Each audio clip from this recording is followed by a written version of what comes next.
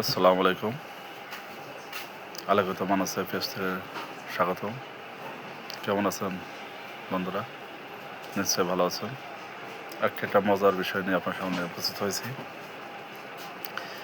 Cricket খেলা নিয়ে। বাংলাদেশ বনাম অস্ট্রেলিয়া ম্যাচটা আসলে উপভোগ্য বিষয়। বাংলাদেশ দুদিন দাপটের সাথে খেলছে, সে জায়গায় অস্ট্রেলিয়া হাবুডুবু খাচ্ছে। আমার মনে হচ্ছে ম্যাচটা বাংলাদেশ জিতবে। যদি বাংলাদেশ দিন ভালো করে, এটা ভালো স্কোর দাঁড়াবে, অনেক ভালো করবে। এখন অস্ট্রেলিয়া বাংলাদেশকে তুচ্ছ তাচ্ছিল্য করেছিল, তার ফল এখন ভোগ করতেছে। তারা বাংলাদেশ দলকে কোনো পাত্তাই দেয় নাই। এখন হারারে ঠিক করছে বাংলাদেশ কেমন দল।